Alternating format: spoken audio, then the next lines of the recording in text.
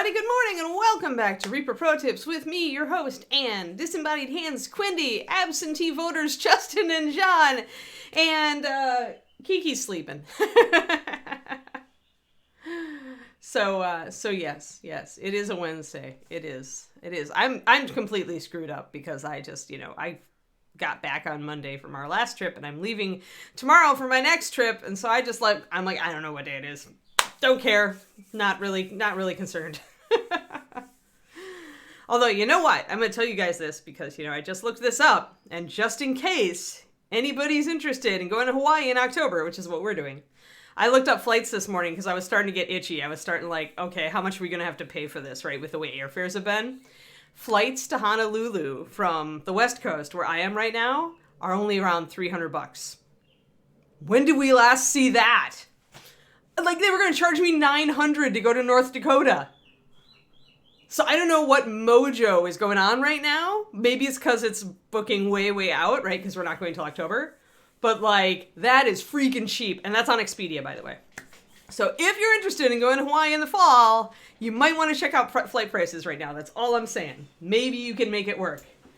Where are you, Kiki? Oh, Kiki, come say hi to everybody. Come say hi. Go ahead. Up. Good girl. Yay!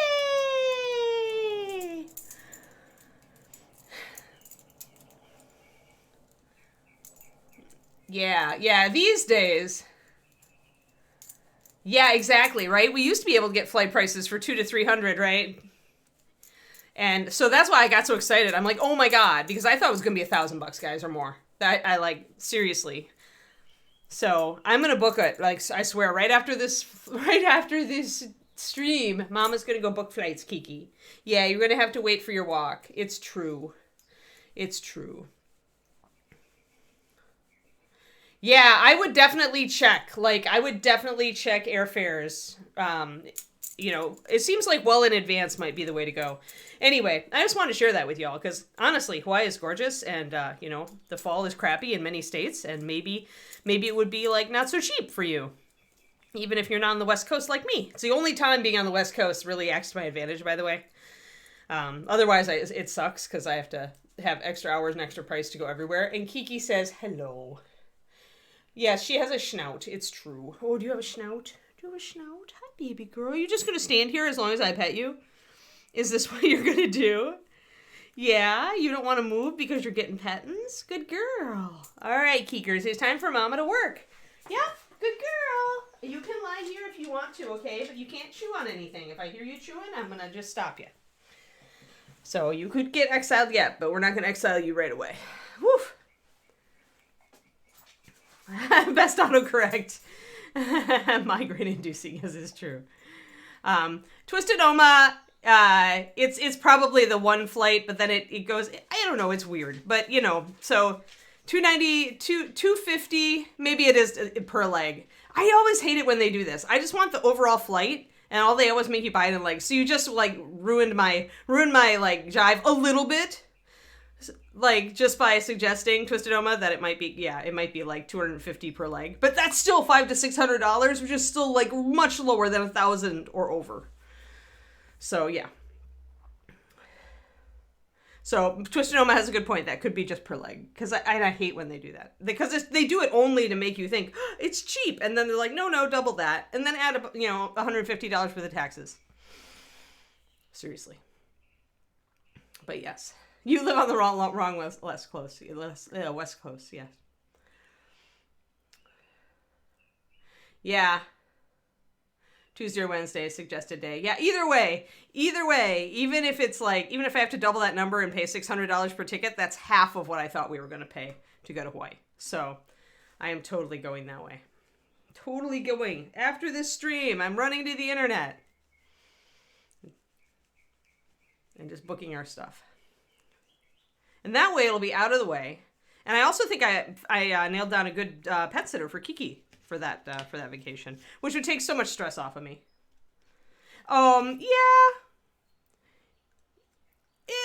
Maybe 25 or 30, I think, but I'm not sure, Turgeon. It depends on the airline these days, but I thought it was 30 last time I traveled, but still, yeah. The fees are exorbitant. You have a point, right? It's just like, That's why I'm doing so many road trips, guys. To be absolutely honest, like I road trip to Arizona. You know, we just road tripped to, well, obviously Yosemite's only a few hours away, but I'm going to be road tripping to ReaperCon. I'm going to be road tripping to Shiloh Shepherd Nationals in Colorado. Because airlines is just a pain in the butt. And half the time, I think I save money road tripping these days. Like, I usually actually do the math.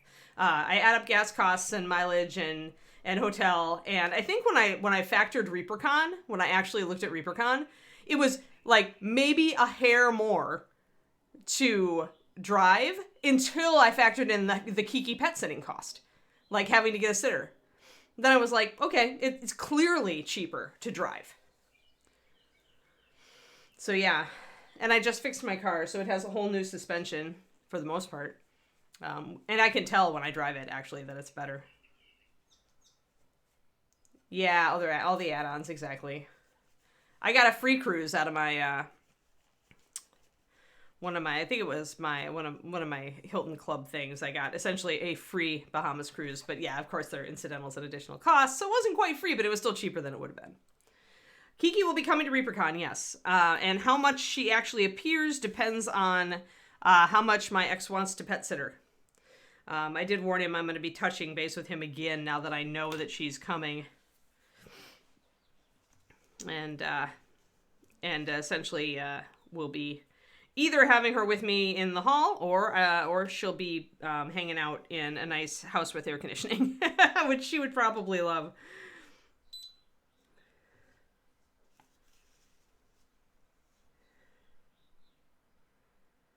Yeah, I like road trips, Sagebrush. My back is my biggest concern on road trips, just because it can be, all that sitting can be really hard on my hip and my lower back. I usually have to use a back support in the car. So it's a little bit harder than it used to be. It used to be I would do a 16-hour road trip and I would love it, right? But yeah, plus jam into your tunes and being able to get out and stretch and explore cool places that you see along the way. Oh yeah, if you get car sick, that's a whole different thing. David gets a little travel sick if he tries to read in the car, especially on like twisty roads. But otherwise, he's good. All right, so today we're gonna put a red band on the hat to see if he looks a little less blasé, and I'm gonna redden up his fleshy parts, his little nose, and his mouth, and his ears, and his tail. I'm gonna add a little bit more of a red hue to that. I think I used rosy skin anyway, or rosy shadow anyway, so I'm gonna grab those colors. By the way, another kind of reddish coloration. No, she's not Pendrake. That's a hellish road trip. That is a 3.5 day road trip to North Dakota, to Fargo from here, Pendrake. And much as part of it is gorgeous because it goes through Yellowstone and a bunch of national forest land, after doing it with baby Kiki, I don't want to do it. I have so many big. We're also driving to Seattle this year in July for David's mom's birthday, so I really don't want to attack another road trip. Plus, if I did that, I'd miss a whole week just from road tripping of this show, like a whole week of work, which does impact my bottom line. So, plus the days for the eval, right? Yeah, exactly. So the Colorado trip's going to be gorgeous because that's mostly through the mountains. Like once you get past the Central Valley here, that's some gorgeous driving territory. So that should be super cool. And then the ReaperCon trip isn't bad either, because you get to go through Arizona and we're going to go, David's probably going to fly out and then he's going to drive back with me and we're going to stop in Santa Fe. And we love Santa Fe. So yeah, there's some gorgeous country down, and I love the Southwest, just hands down. I love the Southwest. So I'm looking forward to all of that. Yeah, it's the problem with the Fargo trip is just that it's so long and you lose a whole week just to travel. And you want to really stop for at least 3 days in between, right? So that makes it a minimum 10-day vacation. And it's not really a vacation because, 2/3 of it is driving, which is, as I said, hard on me these days. So, yeah, not going to do that. So flying out to Fargo to do the puppy eval. Wanted to also bring up, if you want a reddish tone for skin, one of the Pathfinder skin tones, Giante Sienna, which is supposed to be more of a reddish brown skin tone kind of color.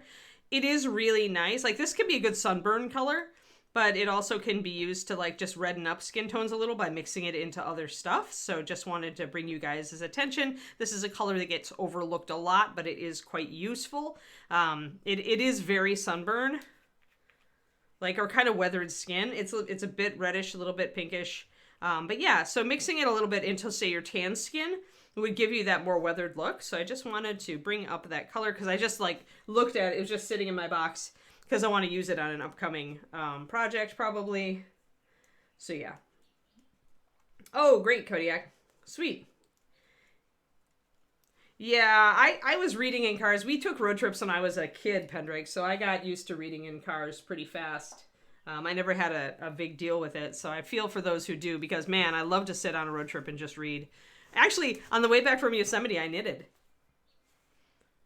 Are you proud of me, Korniko? I took my knitting with me to Yosemite, and I actually did knit. My cowl is almost done. My first, like, ugly scarf was kind of project 0, but now the cowl is the second project, and it's turning out really pretty, so I'll have to show it. I'll have to show it to you once it gets a few more rows on it. It's almost, it has to be 15 inches wide. So I have half a ball of yarn to go yet, but it's a bit more skin tone than that, Korniko, yeah. So, like, if you grabbed Rusty Red and you mixed it with tanned or rosy skin, then you'd get Shoanti Sienna. Yeah, especially on the curvy roads, but I managed to do it. Now, given it's very, very easy knitting on the cowl. It's just double seed stitch, so it's just purl 2, knit 2, and just repeat, and then swap out, every second row. But yeah.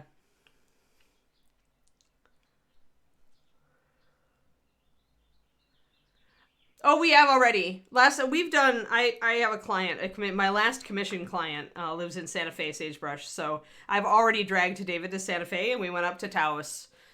We love galleries. So there's a lot of art galleries in Taos and in Santa Fe. So we absolutely went up to Taos and had a really good time last time we went. And it was in the spring, so there was still snow on the mountains. But yeah. So, and I've been to Santa Fe, gosh, to deliver miniatures at least 6 or 8 times at this point, to the point where I know the local restaurants and I have favorites that aren't on the main drag. So, yes. But yeah, it's a great town. Like, other than the fact that it's like an older demographic and most of it tends to close up early.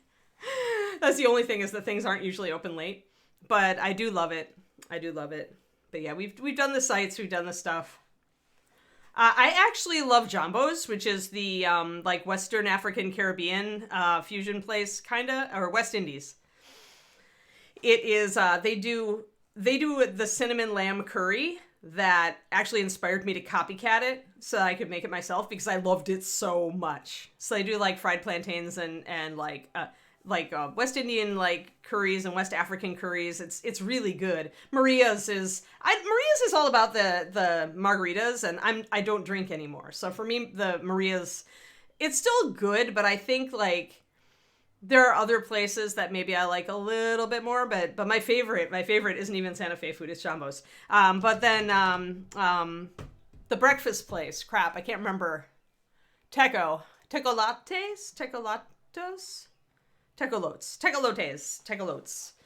Teco is like an awesome breakfast place, so that's my favorite breakfast place. We always try to find a good breakfast place. So if Teco is still in business, I love that. I love it there.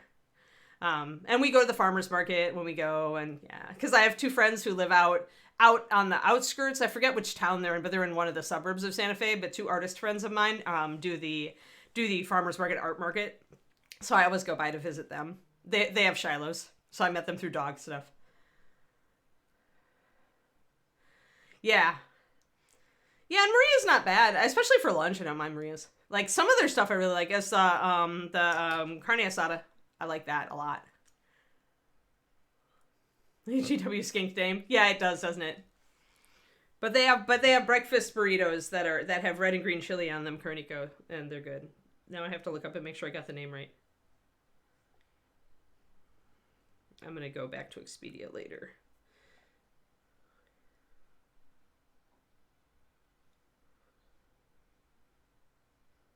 Let's see if I remember the name.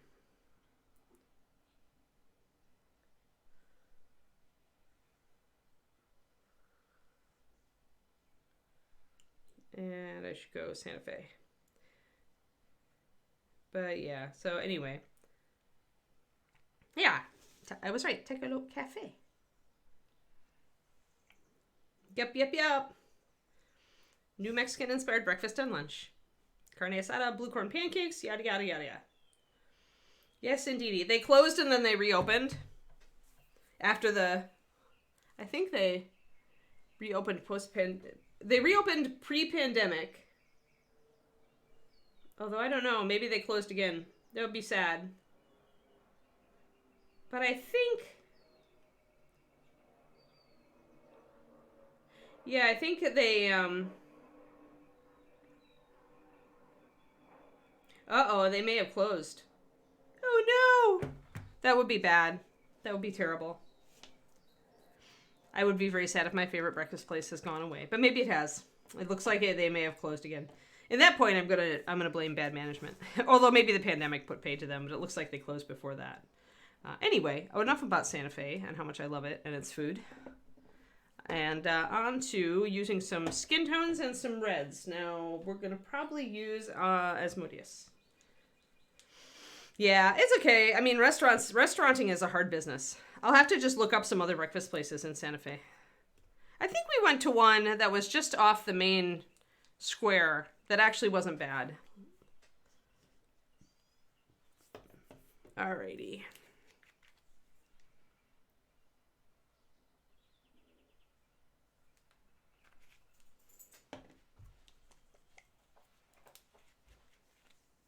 So I'm going to do a mix of rosy skin and rosy shadow, just because the rosy skin brightens it up a little bit. I'm going to drop a little bit of, here, boop-a-doop-a-doop, there it is. So the lighter drops of the rosy skin. The rosy shadow is the color that we originally did his tail and stuff with, but I think I want it a little brighter, so that's why I added in the rosy skin. Now we're going to put, I'm going to have to pokey tool this, but we're going to put just a little bit of red in. We're going to see if we can pink it out a bit.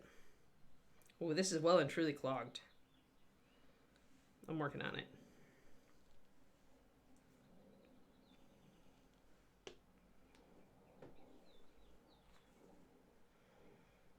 Pokey tool is like, I am mighty, but this is quite the task. All right, little bit of red, just like a half a drop. When I want less than a drop, I just squeezed off against the side of my palette. Obviously, if you're using a wet palette, you would just grab a little bit on your brush.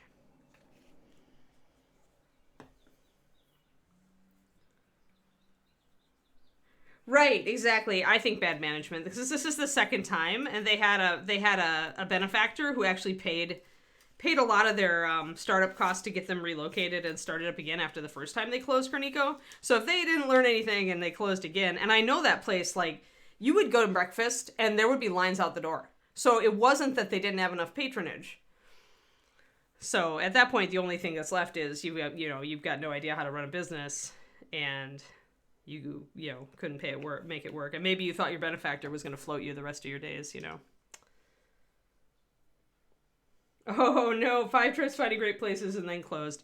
I know, it's so sad, but it is a really rough business. All right, so once I mixed in that tiny bit of pink, I like this a bit better. That is much pinker. It's much more lively color because I added in the rosy skin. The rosy shadow has some brown oxide in it, and it's to darken it down so it makes a good shadow for the rosy skin. But if you want something that's more vibrant, more saturated, less like kind of dimmed out, because the brown definitely takes some of the life out of it, then the rosy skin is far more vibrant color. And so if you mix the two and then you put a little pink in, you can get a really nice lively pink. And then I'm probably going to highlight with the rosy skin so that I don't go muted again. But yeah, there are a few places in Santa Fe that are just like legacy, like Maria's, that are just like one of the places that are in all the travel guides. They've been there forever, and it's decent, or it's good food. It's maybe not, I'm being a foodie. It's not like necessarily write home about food, but it's good, solid, tasty New Mexican. But yeah. All I can say is Jambos better not close. And I guess if they did, at least I've like copycatted their recipe that I love. All right, so we're gonna do, you can see how that's a little bit brighter and lighter. And I'm gonna get this red and I'm going to thin it down and add some of this pink to it.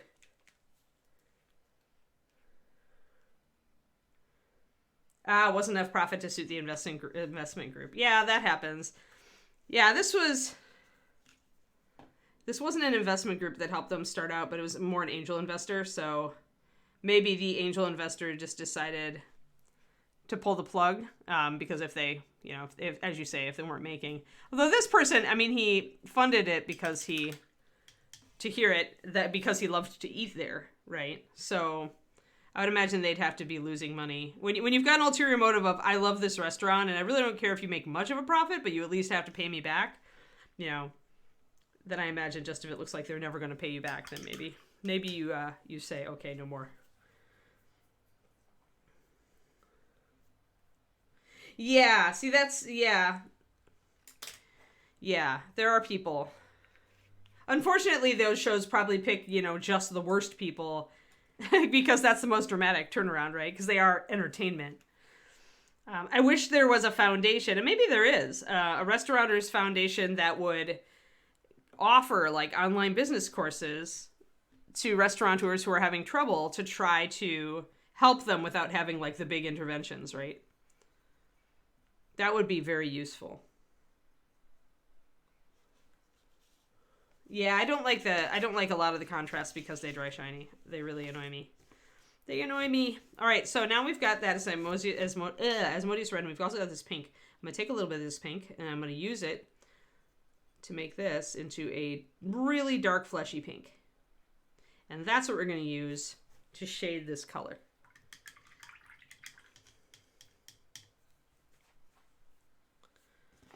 Yeah, I would rather make a wash with Master Series than do the contrast paint a lot of the time. Or make a heavy wash, I should say, because the contrast paint is like just barely. The point of the contrast paint is that it will just barely leave. So we're going to shade with that pink. See that line of pink there under his nose? We're going to sneak in our red tones like that. But yeah, the point of the contrast paint is that it does show a little bit of your zenith through it, right? Or it leaves you just a little bit of highlight. I'm going to put a little bit more of this pink down here. We don't want him to wear a lipstick, but we want to see that red tone now. You can really see it, right? Right, exactly. And they're going to go for, like, I can see that things like Kitchen, like, as you say, Kitchen Impossible and stuff like that would, they would want the most dramatic effects, right? So they're probably picking they have to pick a place that's really, like, going to work with them, but also give enough drama. I just remember, like, Reaper was once considered for a reality TV show. I don't know if you guys knew that. But the producers of the show came and essentially interviewed a bunch of our staff. And they determined that we were not drama-filled enough. We had too many well-balanced, like, actually nice and helpful personalities to make good television. So keep in mind, when you're watching reality TV, that the people there have been chosen to be that extreme. Yeah, so we were too nice for reality TV. Ed told me about it after. Because you'd think that it would actually be kind of a fun reality TV show, except that they were looking for drama. They weren't looking for a cool, interesting, job or company. They were hoping that with a name like Reaper, we would be full of crazy. And we were not crazy enough. Well, sometimes the drama isn't faked, is the thing, Kodiak. They've honestly chosen people who are just that wacky. So yeah. So okay, so now can you see how that changed the look here? Suddenly we have a lot more depth and definition here. It's not nearly as flat, and we can see the red. So now I can go up top and grab my Asmodeus red, and I think I'm just going to put it over the blue. And what that's going to do is it's not going to make the red stand out very much, but I don't want the red to stand out. My concern, yeah, we're not the right kind of crazy. Reaper's just too sane. Reaper is just too sane. So here, my concern up here, right, with making this red was that it would pull too much of the attention, especially with how dark his fur is. It would pull too much of the attention in the top of the hat. But I can counteract that a little bit by just putting it over this dark blue base coat. If I put the red on over a dark color, it's not going to show up as well, right? It's not going to be as bright. Because when you want a red or an orange or a yellow to look really bright, you put it on over white. So putting it on over this dark blue is going to automatically mute it a little bit, which I want because I don't want the red to be way poppy. And then what I'm going to do is I'm actually going to highlight the red with this skin tone shadow color so that it'll be kind of a faded red, which makes sense, right? He's out in the sun and out wherever, and he's being in battles, and you can see how notched up even his hat band is. So that fits the character to make the red more faded, and it means that I can make a connection between the lip color, nose color, and tail color and the hat band color. Does that make sense to you guys?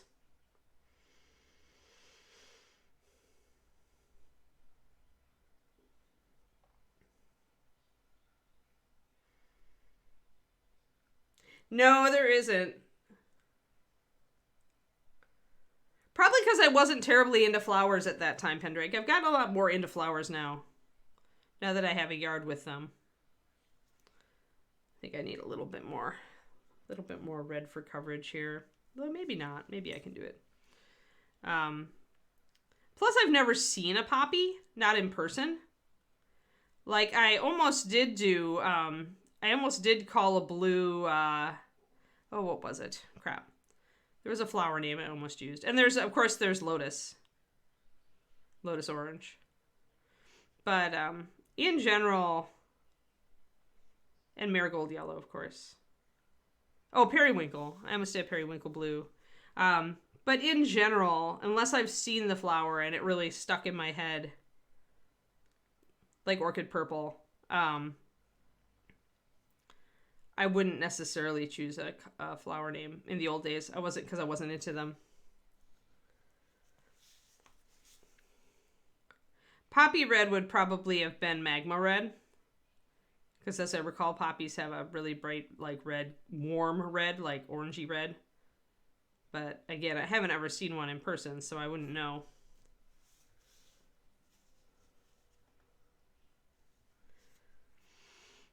Yeah, I just have never actually seen one. I bet they're cool. Yeah, I know a lot more flowers now since I've been out here. Because the yards out here are crazy good, crazy amazing. There's some really cool landscaping going on.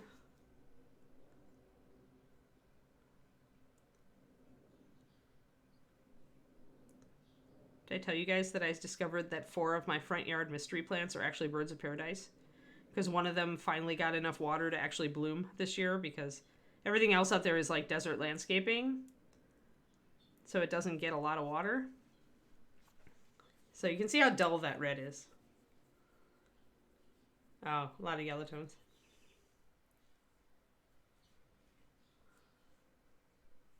Just on the orange side of red, yeah. That's what I thought. So yeah, so we already have the color, so there'd be no point in doing one. Because magma red would be close, and probably clear red, and if you're looking for the dark red, you're probably looking at Asmodeus. Maybe.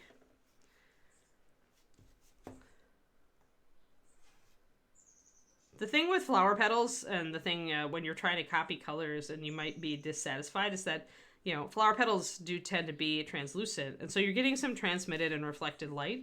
So that's why they tend to look so vibrant, right?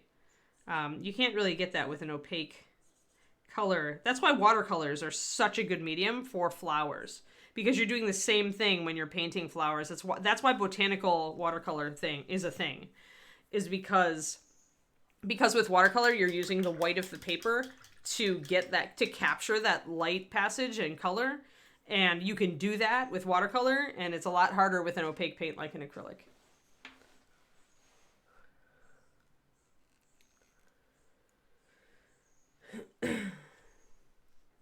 Oh, that's funny. So you have a little bit of California over there.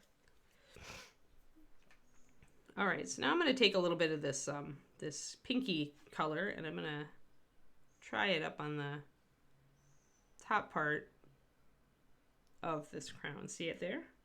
So here what we want to do is we want to fade out the edge of this band like it's been weathered. We'll keep enough red for it to obviously be red.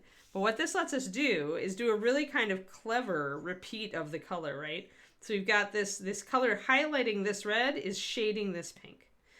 And that is how we can repeat this color. You can see that it actually looks pretty good, even without me putting all of the highlights on here. But you can see that these two colors go together. And your eye will catch this kind of thing. It's not something, you can be subtle about stuff like this. You don't have to like hit people in the face when you're repeating the color around the model. But essentially this allows us to repeat this color and to drag the eye down. And by going darker with the red up top and just hitting like, and using a muted highlight instead of a bright highlight, we're going to be able to make this work and keep the red band and still repeat that color in a subtle way across the model.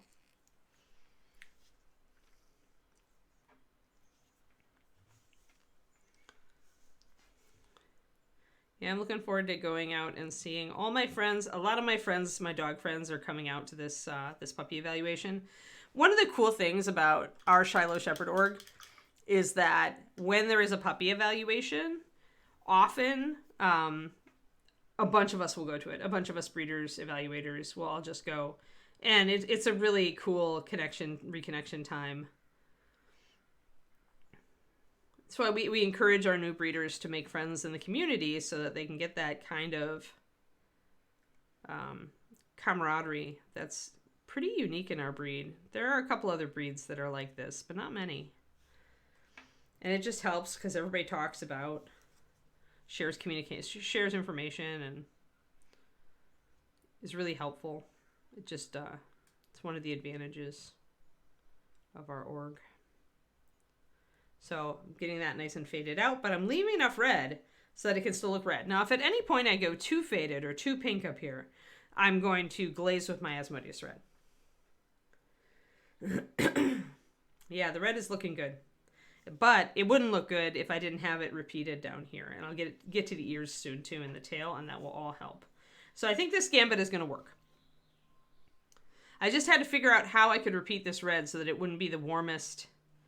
You know, it wouldn't be the brightest, warmest color on the model. But I think it's going to work great.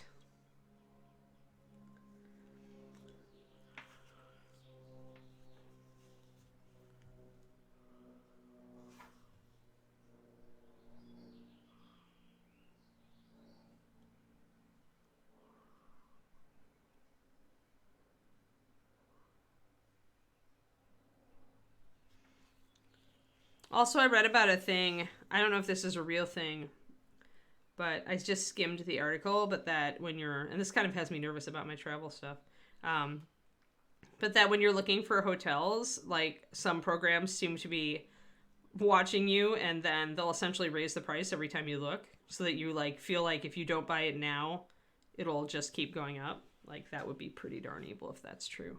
I need to double check that though. I may have misread the article. Though it would not surprise me in this day and age. There we go. So Jess got the back here, and I brought a little bit of a highlight up this way. Sadly, I skim my news in the morning, and sometimes I'm half asleep when I'm reading it. So I have to go back and fact check myself when I read something in an article in my Financial Times.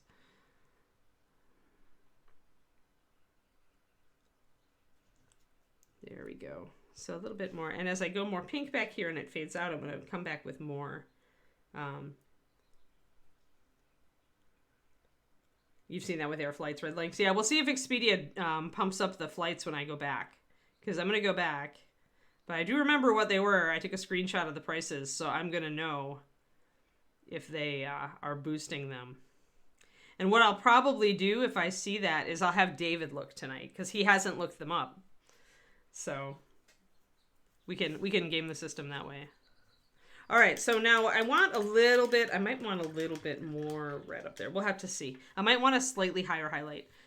So we'll see what I'll do. I may add a little bit of white or actually driftwood brown if I want a real faded out or grayed out red. I often use driftwood or desert sand as a highlighter, essentially to mix in. So that's a possibility. Yeah. Yeah, they're pretty evil. That's pretty evil. But like I said, I'll tell David. David, you're gonna look at this one. We'll see how much they do it. I'll be able to directly confirm it today if I have the experience. All right, so let's do the ears and get some of that reddish pink in there.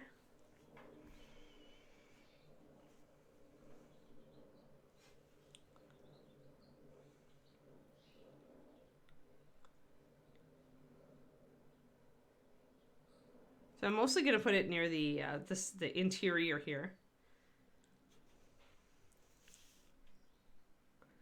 And I'll bring it down a bit because we need a little bit of it. We can still see the lips and nose here though, so that's not a big deal. I'm just essentially adding a little extra to make all of the skin tones consistent.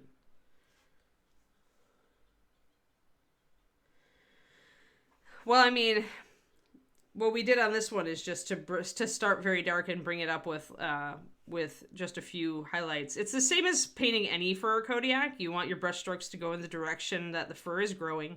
With black fur, you've got to really figure out where your highlights are and just hit those with your lighter color. So like with that lion mane, a lot of your highlights are probably going to be on top of the head. But you also can't like overdo it. Also, a lion's mane is very coarse. So you wouldn't get a lot of highlight. You wouldn't get sharp, shiny highlights necessarily.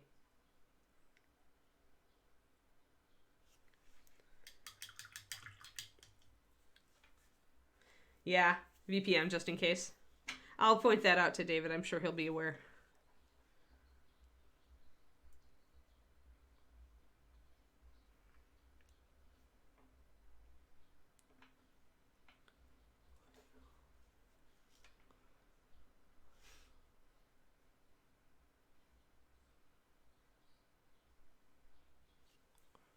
But yeah, I totally want to nail down those prices. If we can get away with paying as much for the two of us to fly out as I thought it was going to be for one of us to fly out, I'm all in that. That's good. All right, so we got some of that, and I can layer back over with the skin tone if I want to blend. I'll have to add a little bit more water if I want to do that though. But yeah, so now the ears are a little pinkish. We can see that, and it is working really well with the red up top, so that's great. I'm going to grab a bit of that over here, pop some water in it. If I want to layer with my skin tone, I do need to thin it down quite a bit. These rosy skin tones have a ton of white in them, so you really have to add water. You really have to get to the colored water point to layer with them.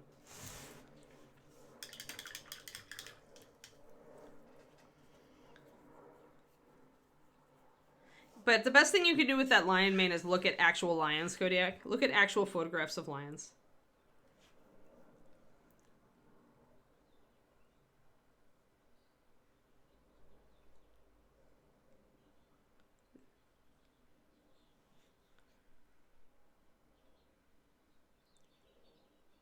Dark fur can be difficult to do.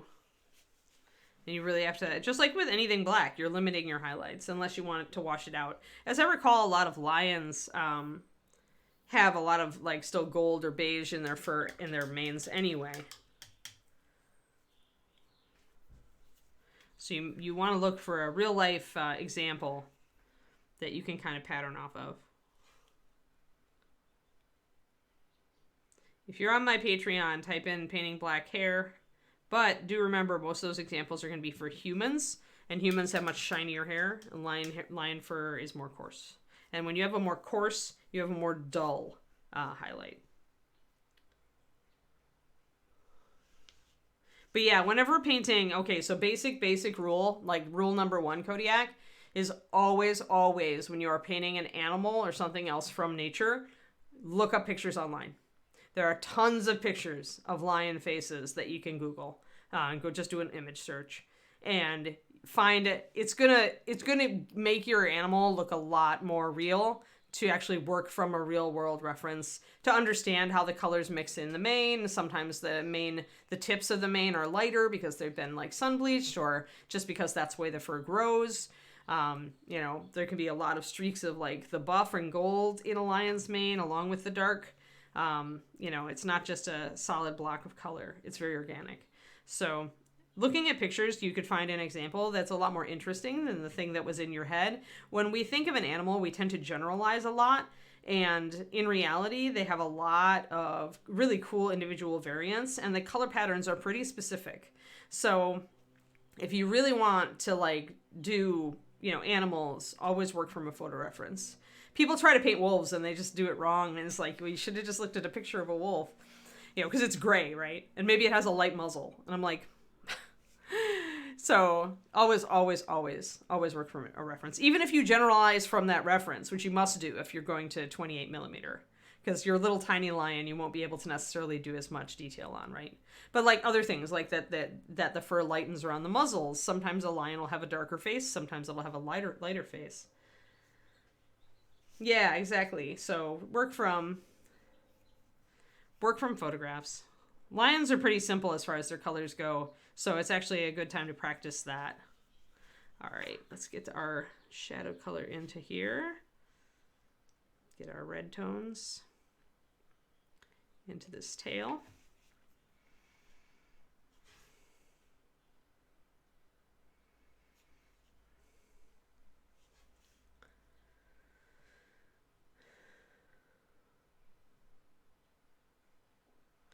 Yes, yeah, what Tristoma says, there's also different types of lions, different geography.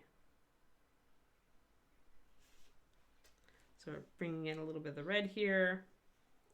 You must have. Wow, air quality.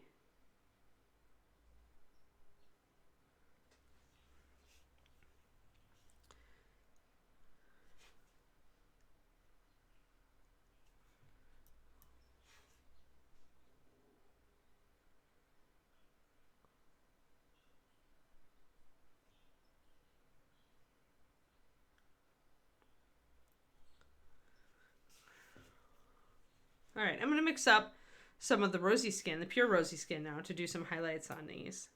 And then I'm going to maybe make one level lighter of a red highlight for the tops of the red band.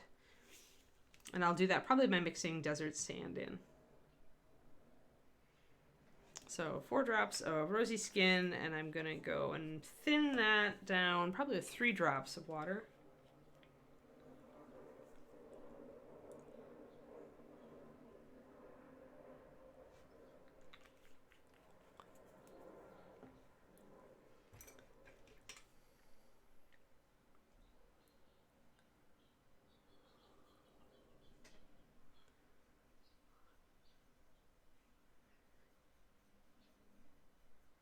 Yeah, they're beautiful, but they like will they'll kill other big cats. Like they'll kill cheetah cubs if they find them.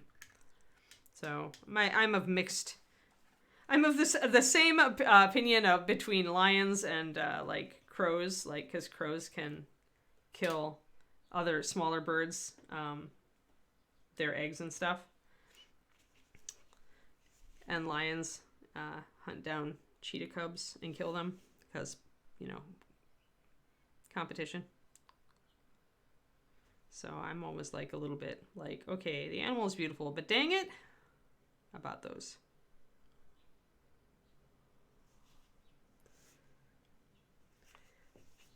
It wouldn't be so bad if there were more cheetahs, but there are very few.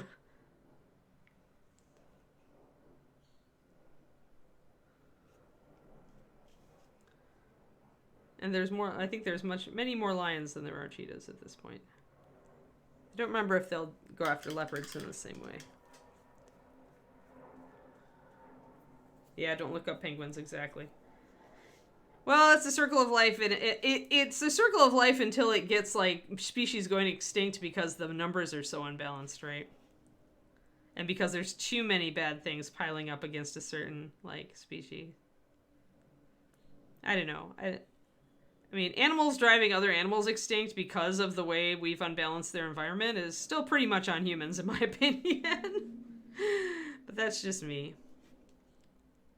I know there is no ideal, but like the ideal is unattainable, but But it'll be sad when the only cheetahs left are in zoos. Zoos and hopefully in preserves, but they're just cool animals.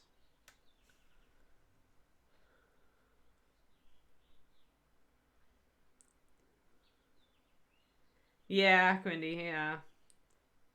But I used to watch a lot of, yeah, hyenas will hunt lion cubs.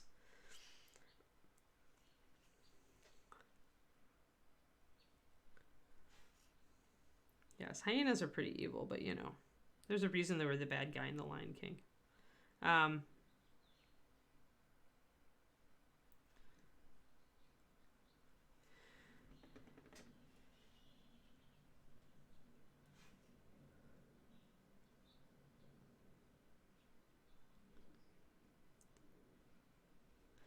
but yeah, I grew up watching nature shows. It doesn't make me like it or accept it anymore. Sure, animals gotta live, but... And if there were a crap ton of cheetahs, I'd just shrug. Like the hyenas thing with the lions doesn't bug me at all, because there are a lot of lions and a lot of hyenas. So, you know. But when the species is already endangered, that's when it bugs me. Then it's like, dang it, we're just all making this worse. There we go. So highlighting, and still got some of that rosiness in there. If I want a little bit more red, I'll have to probably thin down my red, my pinkish red here. My shadow color. It's a little strong out the bat. I kept it pretty strong because I wanted it. Yeah, it all makes it worse when humans mess it up. Yep. Yep. That's when I get sad.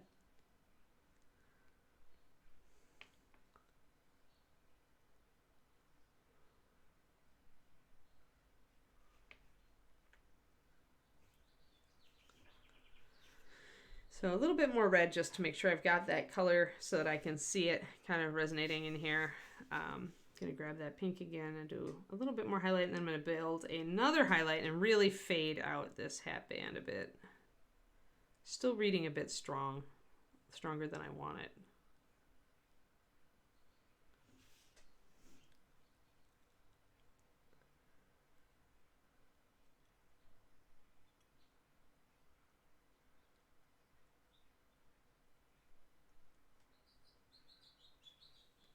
Leopards are badasses. Is that what I'm hearing? That's good. I like leopards. They can be badasses. All right. I am going to mix a further fading highlight for this red. So essentially, we're going to be using desert sand. I'm going to grab a bunch of my pinkish color here. I'm going to put a drop of desert sand in it, or half a drop. Driftwood or desert work for this. Desert stone can work if your color is darker.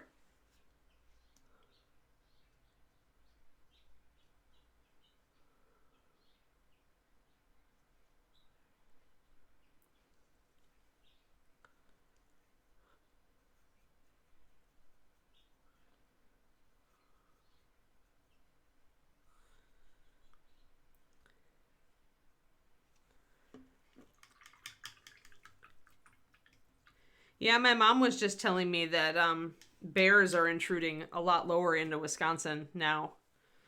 We have bears in the north, but essentially as the animals get pushed, they get less scared. They start intruding into human areas, they get less scared of humans, which with bears is scary.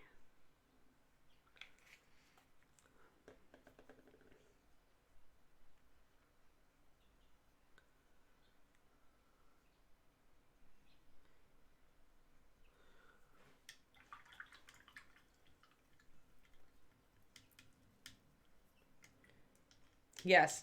Yeah, bears. That's what I was just saying, Wisconsin. Bears. We have great minds thinking alike today, Nora. But yeah. Yeah, my mom was saying they were getting bear reports a lot further south than usual because the bears are pushed out of their habitat and they're just roaming, trying to find little pockets of wilderness.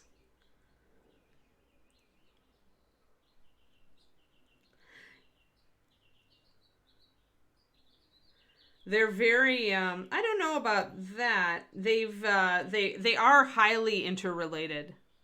They're really really related. genetically. As far as their genetic diversity, it's like, it's as bad as purebred dog breeds. Maybe even worse. Cheetahs are like that textbook example of like, you know, why you need species management software in zoos to track that sort of thing.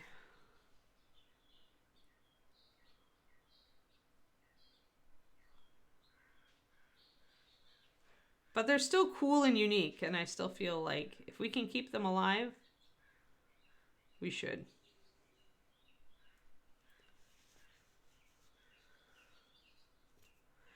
I mean, yeah.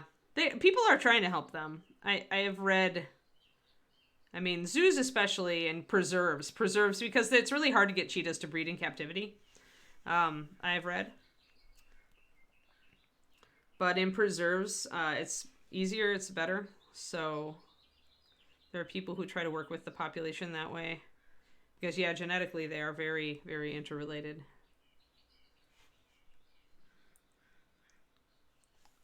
So just a little bit more. And if I really want to deaden down that red, I can do the reverse of what I was talking about before, which is to take my dark pink color, make a glaze of it, and actually glaze it over the entirety of the red. Hey, Miniatures Den, how you doing? It's Luca Day, isn't it? So yeah, so if my red gets too, if I think it's going to get too intense, if I feel like it's pulling the eye too much, then I can come back and glaze it down a little bit with this dark pink color that I was using to mute it out.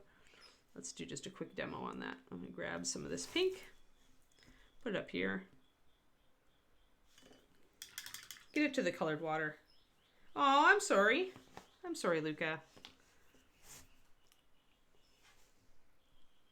And then glaze it over this red, which is going to just dull down the intensity of the red just a little bit. You don't need very much for a glaze. Because remember, you can always put on another coat if you want. But that's dulled it a bit. And we've got our pink tones on the tail there. So I think that's reading pretty well.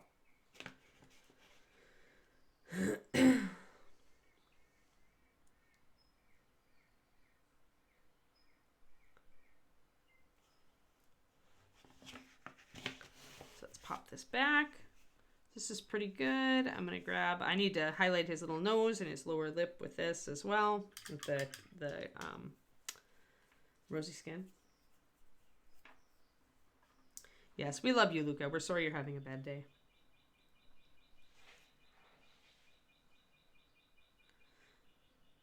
I had a bad day in Yosemite because the first night, because of the stresses of travel, Kiki had like a blowout. So she was waking me up a lot. And I had just like a terrible sleep. So I feel it. I feel it, Luca. I feel it when it's not a good day. Try to get good rest tonight. And hopefully it will help you reset.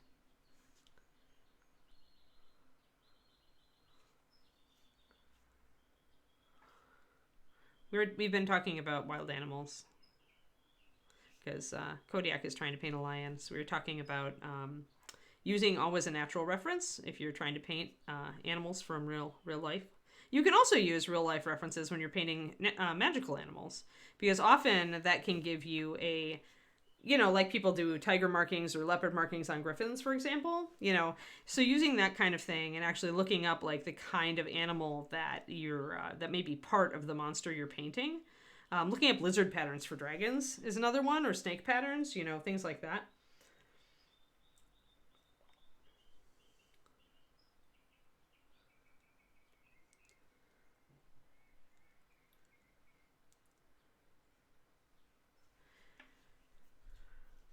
So that's what we've been talking about.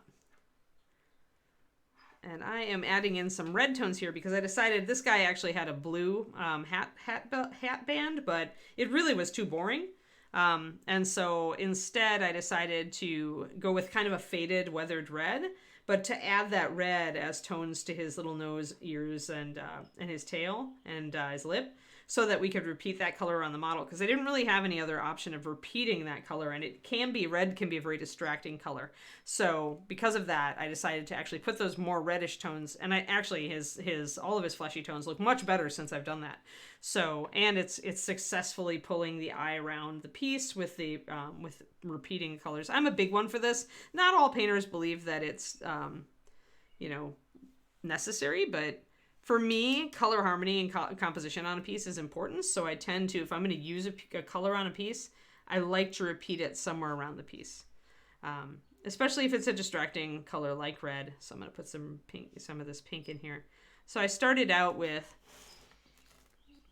a mixture of 2 Reaper skin tones, which is rosy shadow and rosy skin, which are really pinkish skin tones. So I mixed those 2 together. Then I added a little bit of this Pathfinder color, which I love, Asmodeus red. It's a great, really warm. It has a little bit of yellow in it, but it's not like orangey at all. It's just a very warm, dark red. It's very lovely. It's not like anything else in Master Series. And then mixed a little bit of that into the skin color to get this color, which I'm using to shade a lot of this, the skin. So that lets me essentially sneak this red into the skin tones.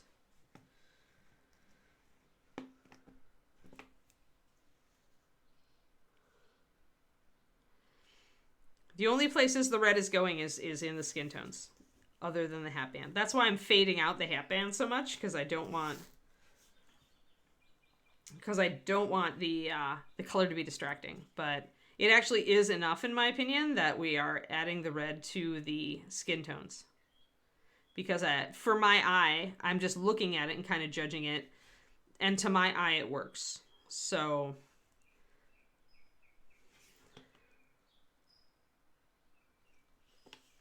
yeah, we got that reddish tone there. So as we go and move around the model, we get that pinkish reddish tone everywhere. Kind of lose it here, but we've got a little bit on the ear there and the tail, and we've got it back there. So we've got it pretty much everywhere. Tail, ears, nose, and lips, Pendrake.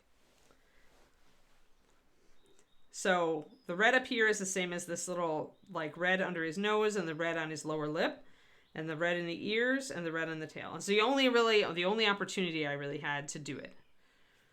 I could have made his little paw pink, but since I already have the tail there, I was dubious on that, especially because he's got a glove on one hand and no glove on the other, and that was kind of bugging me, so I don't want to accentuate that.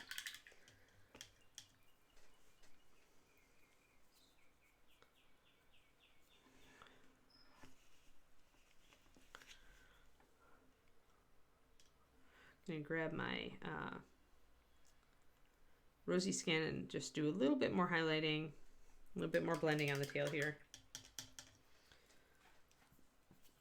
Actually, the nose and lips, I think, are the most important part, Pendrake, because they have to pull the eye down to his expression, which I think they do. So then once we do some shading and highlighting on his off-white shirt here, that'll help because the pale muzzle and the pale shirt will draw the eye and the red will draw the eye. So we'll have attention right here where it ought to be, and then your eye travels outward from there.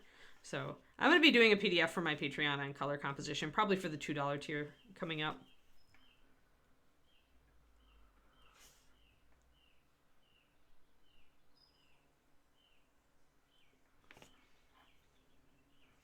And I'm just trying to blend in some stuff.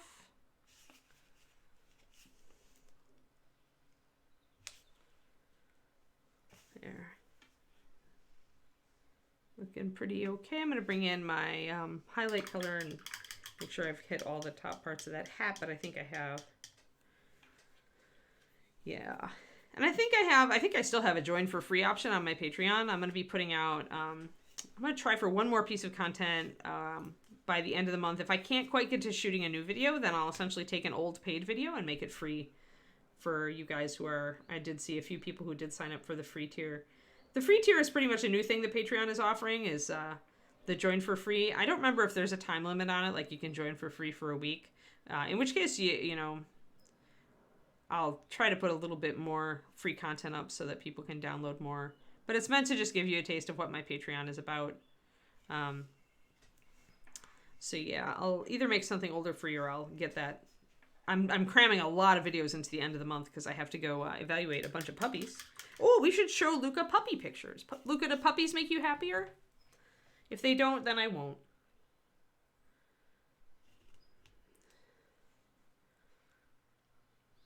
But, you know, I do have access to adorable puppy pictures. Oh, that was a cute little puppy picture. Oh, that's one of my memories. Uh-oh, okay. Yes, okay. Well, this is an old one. It just came up on my memories. But this is a cute little smoothie puppy with her person. Actually, that would be Conley. He's a smoothie, so he's not a super plushy one. But let me get you a fresh dose of puppy. Okay, here we go. Here we go, guys. Look at all those little faces. Yeah, I showed a lot. I just got back from Yosemite National Park miniatures, so I was Luca. So I was sharing a bunch of pictures yesterday. But this is so adorable. They're all like looking up at Bridget, waiting for their treats. Yeah, this is the Omega Awe for sure. So this is what I get to go. I'm going out to visit my friend Bridget, Luca, and this is her litter that she has, and we're gonna evaluate the puppies for temperament and stuff. So yeah, so I get to play with all this in a few days. It'll be great. So yeah, they're just so cute at this age. They're 8 weeks, or they're about to be 8 weeks. But yeah, they're cute little faces. Let's see if I can zoom in. Zoom in on fluffy little girl. I think this one is a boy. And there's another. I love all the variety of colors she's got in this litter. There's a cute one looking at you saying, "Please have a better day, Mr. Luca." And then a big floof one. Yeah, there we go. There we go. That is a perfect picture. I love that picture. I have to give it a love. And then, she's got a whole bunch of stuff that she's got a bunch of, she feeds raw, so she's using a lot of ground meat to make treats for them. And then there's the picture we already saw. Let's see if we can get another one. all seven of them. So there are 7 of them. Let's see if we can they're playing with all the stuff. I want to get more face shots. Oh, there they are, wiggling around. Trying to eat all the noms. Oh, topples rolling everywhere. They're like, where's more noms? Very silly puppies. They are totally adorable. I'm going to, when I get there, I think I'm helping with bathing. And let's see. I know there was some more cute here. Oh yeah, the tug one. I love the tug picture. They're playing tug with the Kong. Yeah. But yeah, so they're pretty adorable at this age. They are really hard to clean up after at this age because they're big enough to be producing a lot of poop, shall we say. So yes. But yeah, so there they are. They're so cute. Oh, snuggling with the toy. Oh, so cute, so cute. Yeah, they had visitors. They're just sweet. Oh, there's the face. There you go, Luca. There's a nice, soft, fuzzy face. Very good. So there we go. Puppies for Luca. And then I haven't put this up on Facebook yet. But here is my girl being a mountain climber. We went hiking in the Sierra Nevada mountains. You need a puppy right now, exactly. So that's our Kiki. And she's out. I'm sitting on a rock. David went to climb a rock that Kiki couldn't climb with him. So yeah, we're up here in the mountains near a waterfall, just hanging out. She was great on the trail. I think I have a good. Oh yeah, here's some pretty scenery for you. Very relaxing. Nice waterfall. Big rocks. I love the rocks in Yosemite. All that granite. All that huge chunks of granite is so cool. And here is our Kiki. There. Older puppy. Still a puppy, though. Not a year old yet. So those little floofs will grow into that. There we go. Good phototherapy for Luca.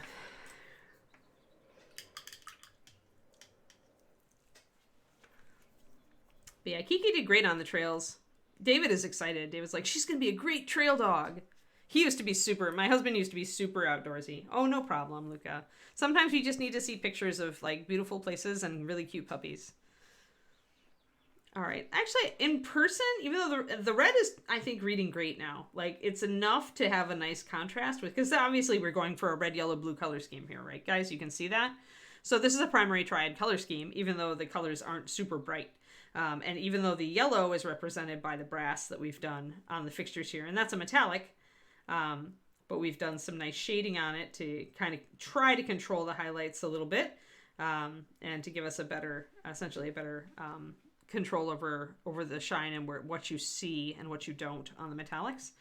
But yeah, so that's coming along. That's really nice. I'm actually really happy with how this is done. So let's start on the blue, because we still have time, and I think the red is where I want it right now. Now I want to bring up other parts of the model. Well, actually, let me give you guys a choice. Do you want to start fading out the black hat? And I might do some leather on that.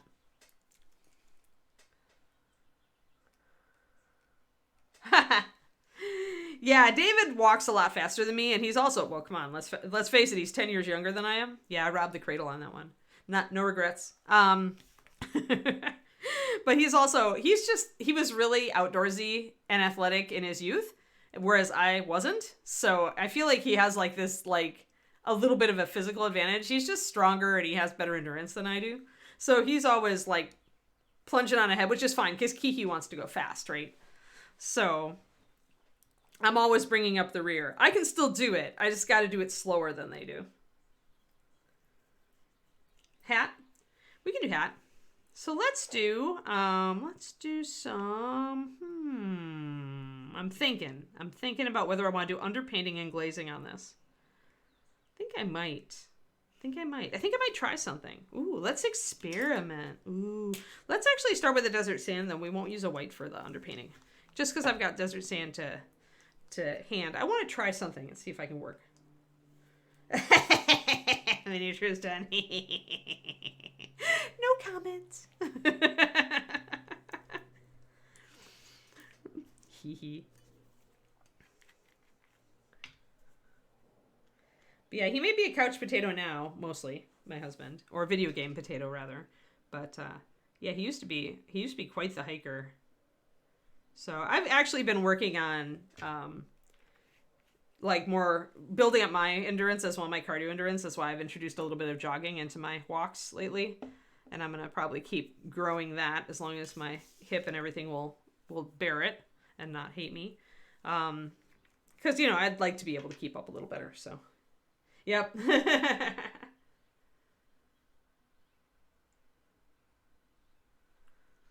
It wouldn't be Luca if he didn't give us some double entendres or just flat out bannable statements. He must be feeling a little better. I would know you were having a bad day if there were no double entendres, Luca.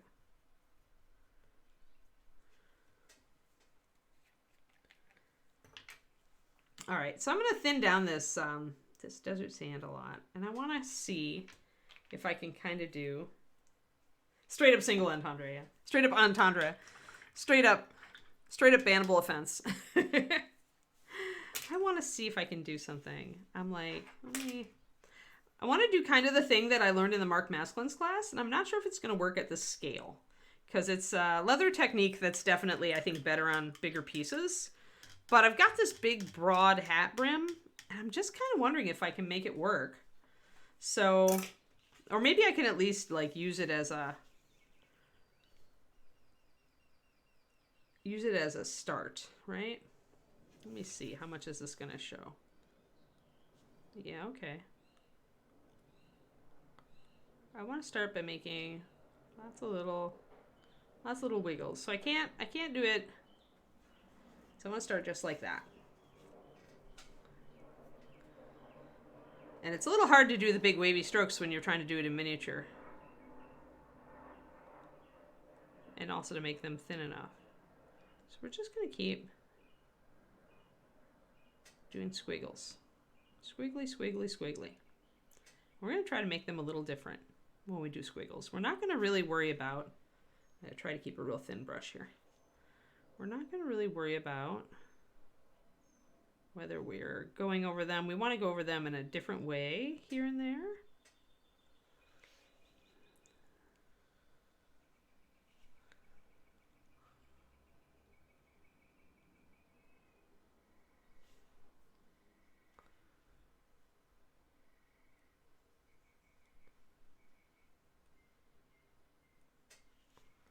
That actually might work. See how that is kind of like producing almost a leathery effect, guys? This is a really simple technique that when I learned it from Mark, I really enjoyed. And sometimes it works better than others. It really depends, kind of. It's a little bit haphazard, so you're going to get just some straight up artifacts. Sometimes it's going to work a little better than others. But you're trying to get overlapping lines, ideally. You want some of your lines to overlap. So at some points I can go in and accentuate some of this. Because you want it to look like leather. You want it to start looking like you can see skin parts, kind of. I'm going to try to go in with a little bit stronger line and really start accentuating some of the lines I see that I really like. And the key here then is to glaze over the top of this.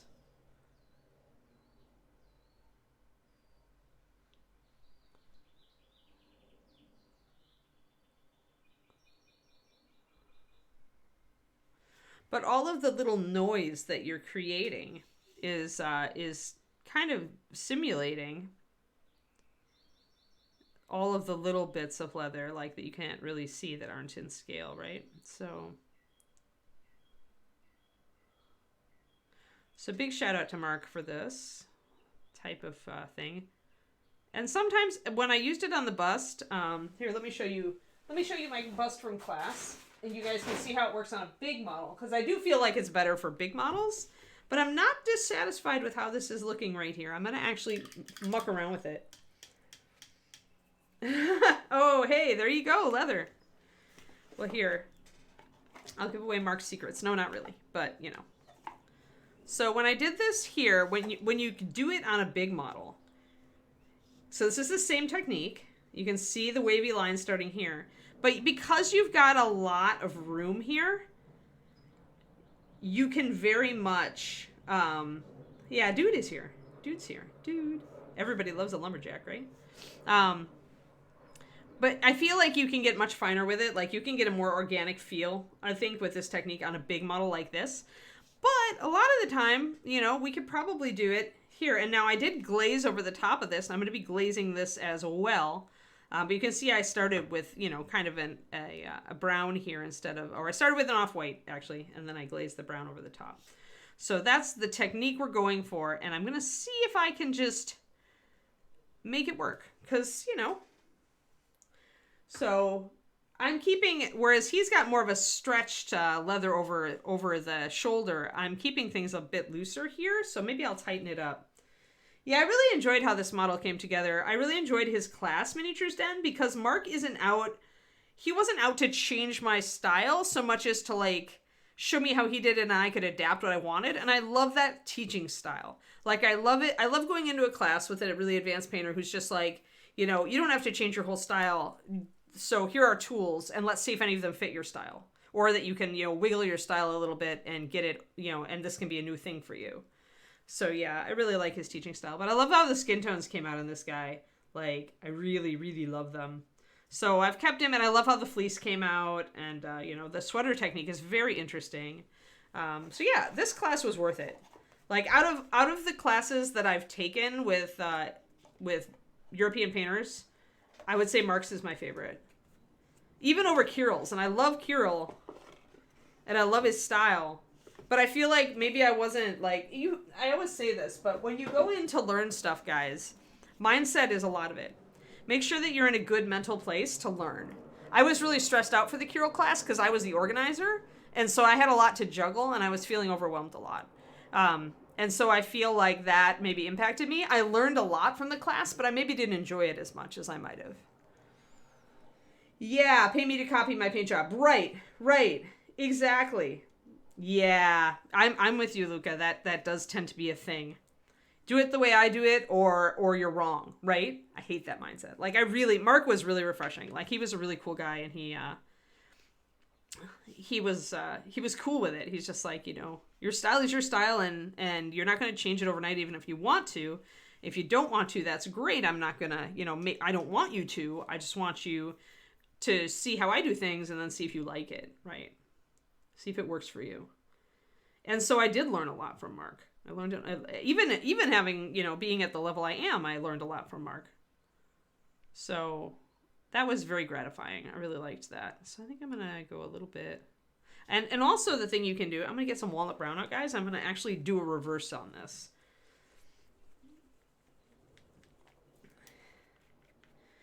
Yeah, well, the thing is, you just want to be receptive to learning. Like, your teacher, keep in mind that your teacher may be very opinionated, and keep in mind that you don't have to, like, take on what they say whole hog, but you should stay open to doing things in a different way than the way you usually do them, right? Even the way, I always tell you guys to take my stuff with a grain of salt, right? My style might end up being not really good for you. So I'm going to grab some walnut brown, and I'm going to maybe do some reverse squiggles in here, because I feel like I lost a lot of my negative space, and the negative space can give you more of the texture. So let me grab and thin down this walnut a little bit, and we'll do some other squiggles. But yeah, like, just be receptive. Go into the class with an open mind. And as you get more experienced as a painter, you're going to have opinions about stuff. You're going to have opinions about what works for you and what doesn't work for you. Try to throw that all out the window when you go into, especially if you're going into one of these expensive high-level classes where you're paying multi-$100s to learn from a master for like 2 days. Go in with an open mind.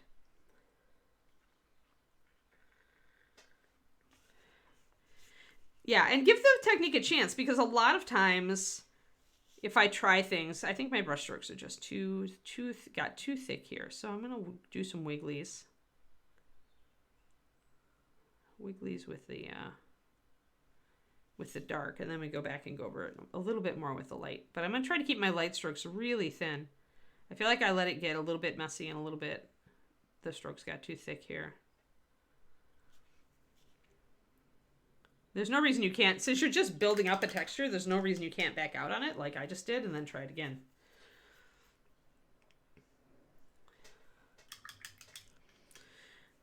But yeah, like, because when you do have a lot of ways that you've figured out for yourself, it doesn't necessarily mean there isn't a better or different way for you to learn. It just means you're really comfortable with something and it works for you. But it doesn't mean that something else might not work for you. And I think a lot of the time, it's hard for us to break out of our style mold, but you can get a lot of dividends if you can just give yourself the openness to break it a little bit, try something that's maybe a way out, like outside of your comfort zone, or that's an alien idea to you, and try it and be open to seeing if you might be able to utilize it. I'm gonna keep my paint real thin and real. Yes, Richard has a point there as well, which is that not all great painters are great teachers, or great anythingers are great teachers. Teaching does require its own kind of thing.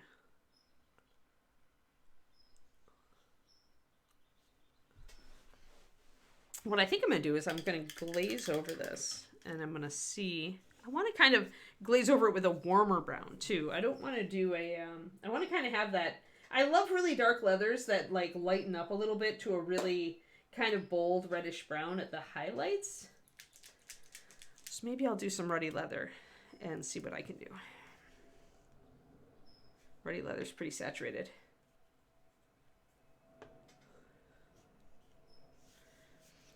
Yeah, see, you, Korniko, once, depending on how your fine motor is coming along, but you might benefit from taking some of those other classes that, get you outside of your comfort zone. Because as I'm demonstrating here, not all of them require a ton of brush control.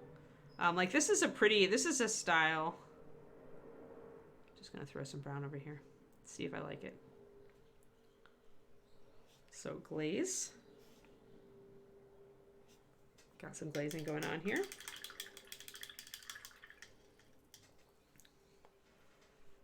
But yeah, just if you're gonna take a class from somebody, pretty much if you hear them say this is the only way, or you really can't do this any other way, or this is the only paint you can get this result with. Anytime you get an absolute statement like that, just kind of push it away in your head, but keep open to learning what you can from the person.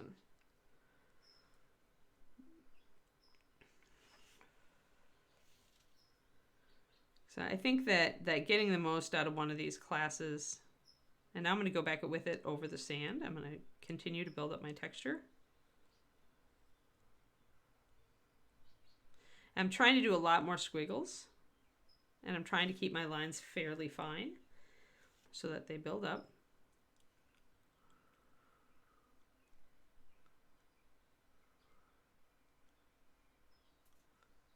And now maybe you can see how with the glazing, we're starting to get a feel for texture up there.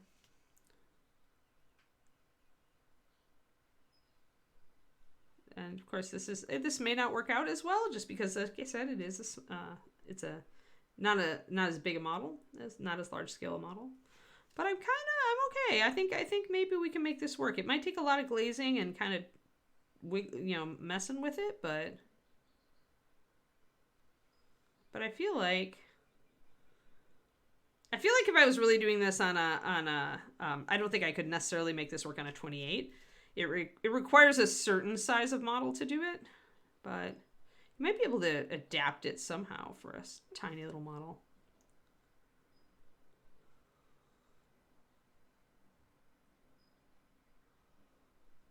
The fact that this mouse is bigger helps.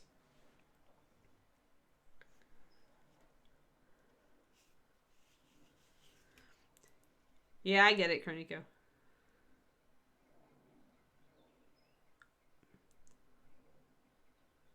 Although the nice thing with Mark's Kroniko is that he's got videos of how to paint that model.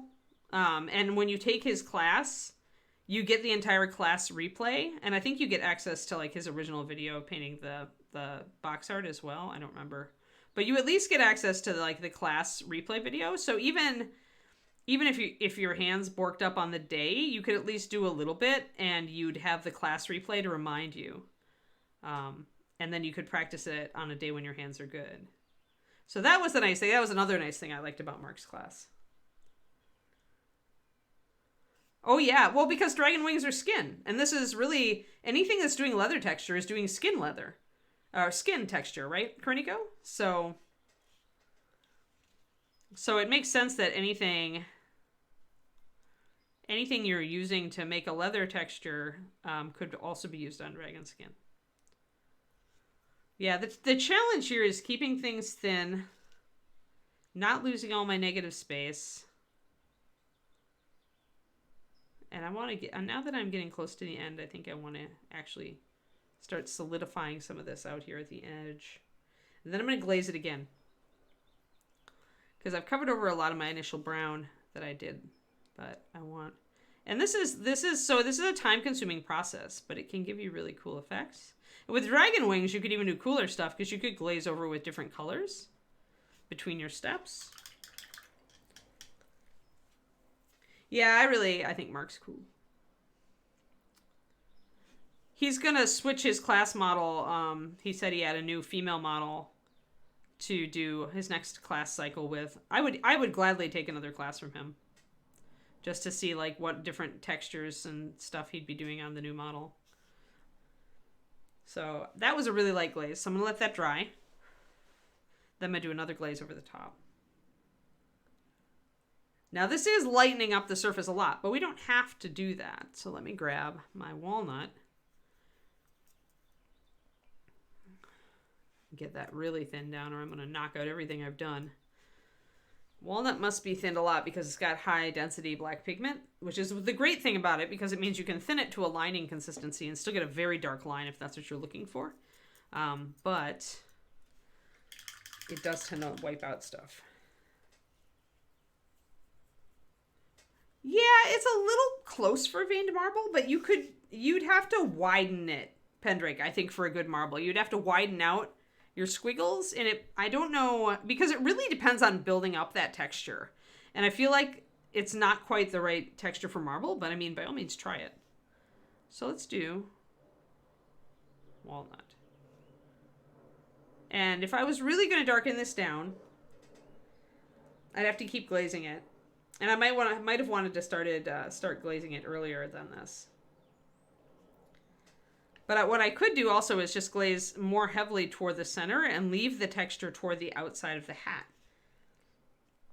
And see if I like it.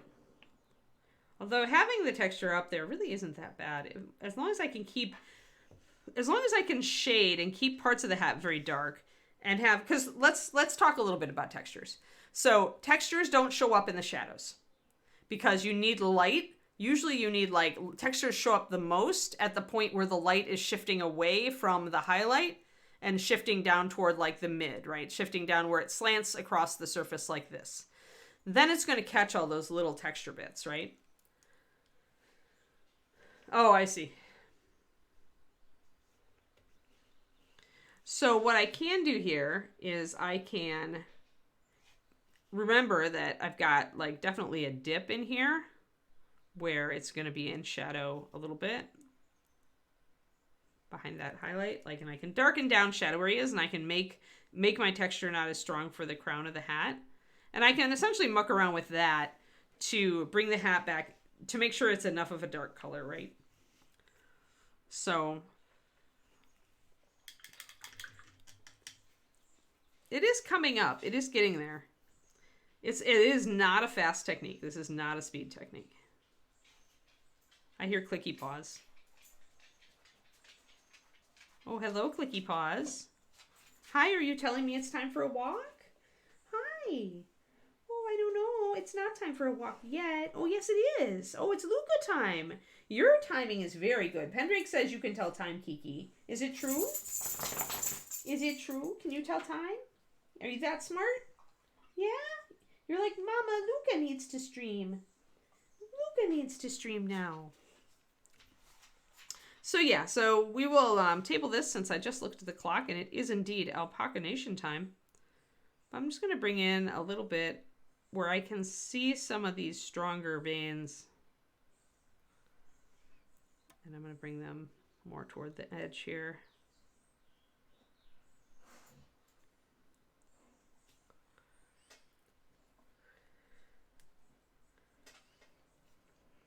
But yeah, so... Yes, I always take you literally, Pendrake, and I always feel bad about it because then you're joking and I'm like... But it's getting there, right? And so let's do a glaze of real brown color here and use a damp brush to feather that in. Blend it in. And then we'll do... But yeah. That was more impulsive. I wasn't planning on doing this to this model, but I was like, I wonder if I can do this on this model. You do have to let your glaze dry.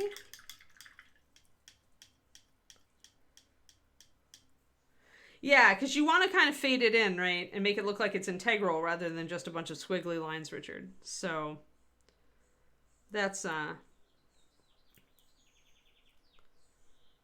key. And I'm just going to do a real quick dark shadow here. Making it darker there. So that's a very heavy glaze. Now I'm going to take a damp brush and do a feathering stroke across these.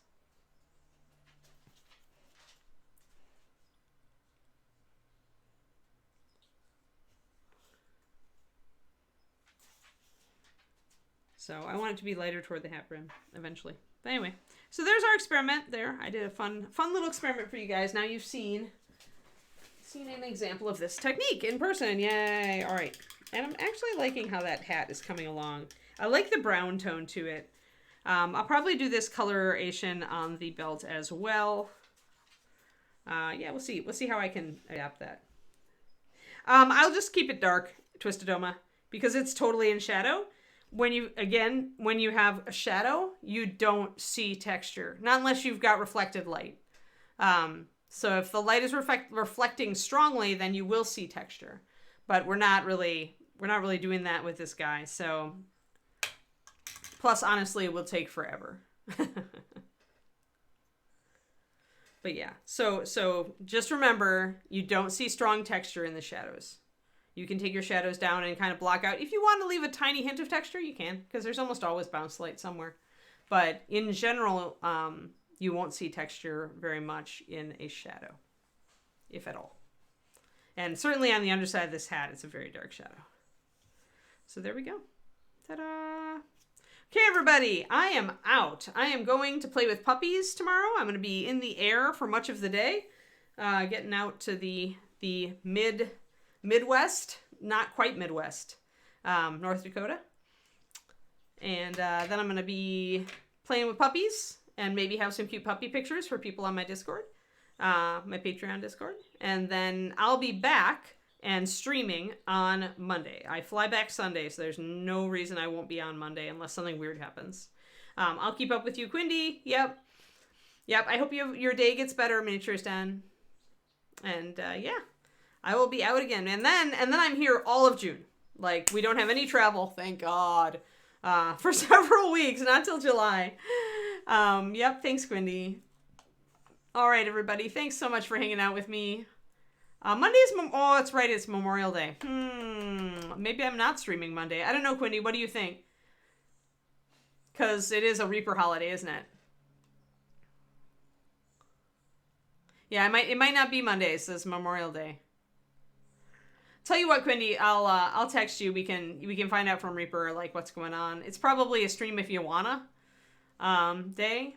So maybe I will, but we'll see. I might be tired. I'm going to be working at this puppy evaluation, guys. I'm going to be doing actually a lot of puppy washing, cleaning up after puppies, helping Bridget make puppy packs, and all of that. I'm going to be earning my keep on this trip. So yeah, I may be tired on Monday, but I don't know. We'll talk. We'll talk about it. All right, so yes. Yeah, check in with Justin about Monday. It is a holiday. Thanks, Quindy. So Quindy and I will talk, and she'll let you guys know probably on social media if I'm not on. All right? All right, off we go to Alpaca Land. And Luca, have a fun one, and I will see you later. Bye.